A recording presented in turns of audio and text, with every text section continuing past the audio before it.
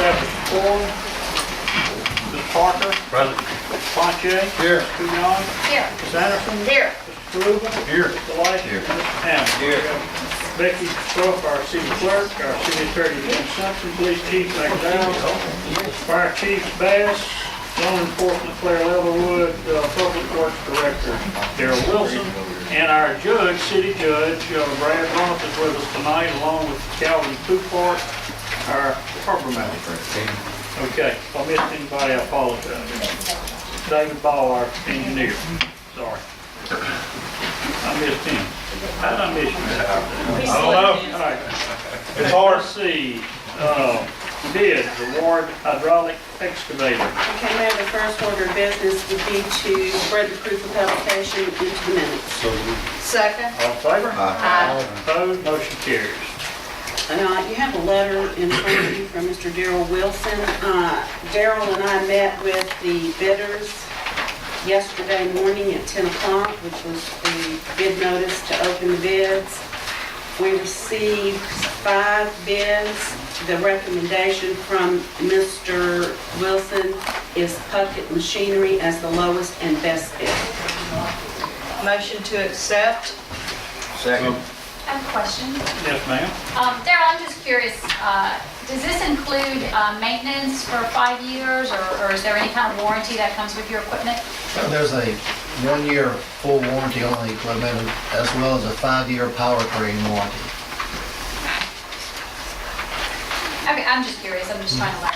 I have a question. Is Daily Equipment local?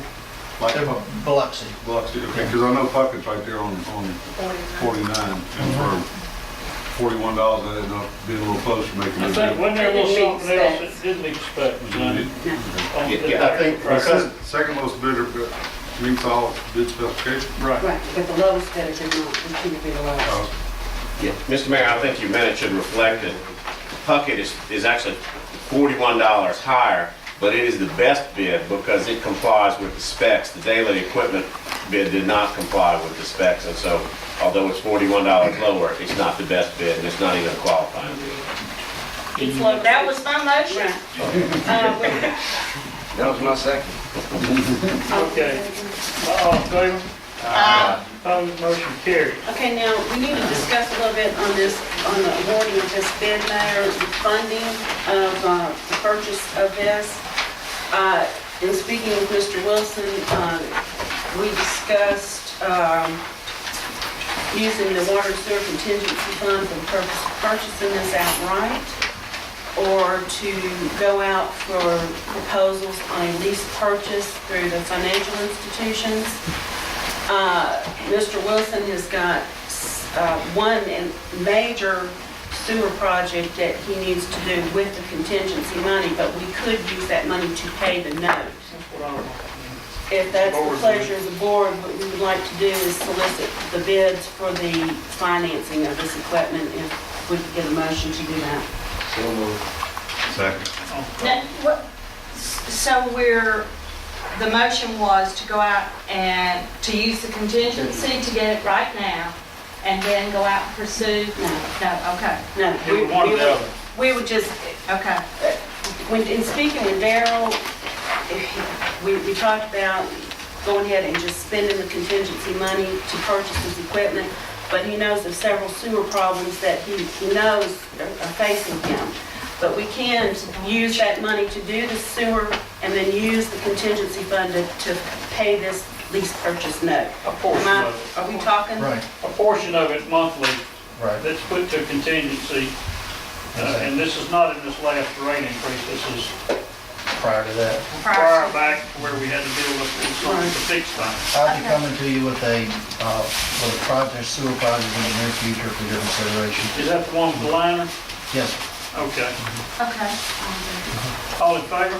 Opposed, motion carries. All right, so we're gonna investigate that. We'll bring that back to you on the next meeting, Okay.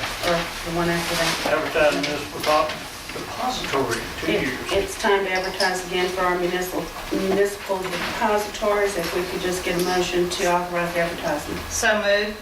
Second. All in favor? Opposed, motion carries. advertise the reconstruction and actually construction replacement of Klondike Bridge at Canal 1 and the intersection improvements at 28th Street and Klondike Road. So move with discussion. Well, second for discussion. Second for discussion. Are you moved? I move. Are you seconding for Yeah. discussion? Yeah, I need some. Lay it on. Well, are they going to do both these constructions at the same time? On Klondike? Klondike and Canal 1 and then the 28th and Klondike? I really don't know. I mean, that's... Well, David needs to explain also, give her what we talked about. We don't have authority to advertise on these projects yet from MDOT. They're going to be MDOT projects that are handled at the local level. MDOT's it's going to be their contractor, their inspector, that sort of thing. So we don't have authority to do it yet, but we need to get authority from you guys to advertise as soon as MDOT does approve it, so we can keep it moving as quickly as possible. As far as how they're going to build them, I think that's a valid question. I would assume that they'll take into account the important thing is to get the project bid and obligated from their money standpoint. I think we might have some flexibility in terms of when they actually get built. I would hate to see both those bridges out at the same... No, we're not doing Pineville and, Well, that's what... no. that's 28th Intersection Street. 28th Street and It's Klondike is Klondike. different. Okay, just that one. Yeah, Pineville has not been I called Steve Tweed today, Oh, okay. and he was gonna call Federal Highways to find out what the status is on the Pineville Bridge. Because, see, we had not been okayed yet to even advertise it, Okay, okay? that was my question then. These are But two Carol- funding sources are different on this. You got the Okay. ERA, You're, Right. if I can maybe add to, Carol. yeah, well, I knew that. Her point, though, it's kind of a double-edged sword, though, that if you try to do the bridge or the intersection repairs first and then take on the other one second, it will prolong the amount of disruption in that area as opposed to just hitting it all at once and being done with it. But I don't know that doing one or both at the same time is going to make that much difference in terms of the traffic Yeah. through We're that getting area. used to play Find Your Way Around Long Beach. Could you elaborate on the exact improvements at 28 and Klondike? What exactly is happening out there? They're adding a lane to the northbound Klondike, a right turn lane, and they're taking the northbound lane right now that we use to go out of Long Beach, they're going to turn that into a straight and a left turn.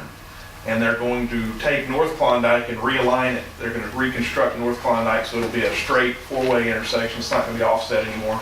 And they're going to take 28th Street and make it, the westbound lanes will have two lanes, a through and a right turn and a left turn. If I remember that, it might be a left turn and a through and a right turn lane. I don't remember the exact details on that, but it's basically we're adding a northbound lane and a westbound lane. and you're gonna have a signal light. And a signal, yeah, it'll be a signalization there. Okay. And the eventual plan is that they'll add another lane on the west side too, but we need to be able to rebuild that bridge first. Yeah, that's what I was hoping that would be in there. That, Is all this tying in with the paving that's going to be being done, or is this coming after the paving, or? it'll probably come after. They're both MDOT contracts though. And I'm sure they'll probably would take that into account in terms of what they set Huey Stockstill, who's doing the overlay, the road repairs. They'll probably stop his a little bit short of the intersection or something like that, so that they don't do too much overlap in terms of where they tear up and repave and all that sort of thing.